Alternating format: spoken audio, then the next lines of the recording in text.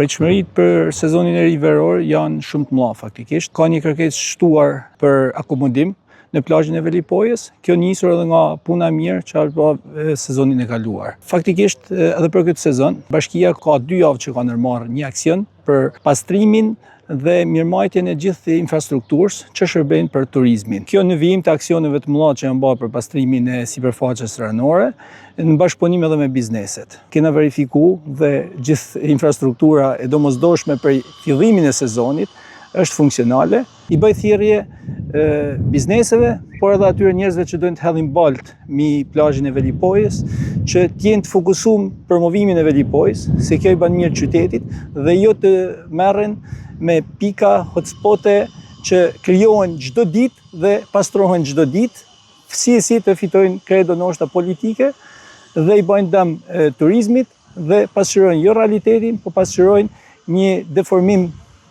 që nuk i shkon as atyre dhe as sezonit. Me fillimin e javës do ndërmarrim edhe nisma për nënshkimin e çdo subjektit që do hedhin motorinat në pikat që nuk janë të destinuar për këtë lloj mjetjesh.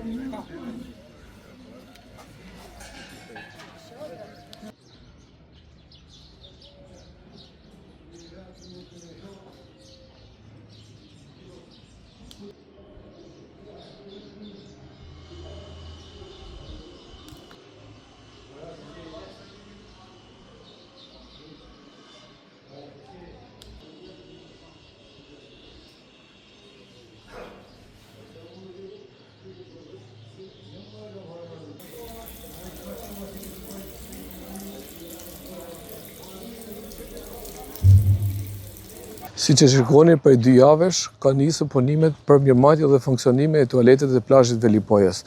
Ndërhyrja është bërë te pjesa e lyrjes, te pjesa e ndriçimit, te pjesa e zëvendësimit të dyrëve dhe te pjesa e mirëmbajtjeve të tjera tek janë hidraulike, elektrike, zëvendësimi i pompave e të gjitha aksesorët e nevojshme për funksionimin dhe mirëmbajtjen e tualetet të plazhit Velipojës. Kam edhe një thirrje që kena konstatuar gjatë punimeve në lidhje me vjedhjen e dyrëve dhe të pompave dhe pjesës hidraulikeve. Kjo nuk është një diçka e mirë për funksionimin e tualeteve të plazhit Velipojës dhe për imazhin e plazhit Velipojës. Ndërkohë, të 4 tualetet publike të plazhit Velipojës janë në funksion të plotë dhe njëkohësisht do mirëmarrin gjatë gjithë periudhës së plazhit për funksionimin sa më të mirë për pushuesit e plazhit Velipojës.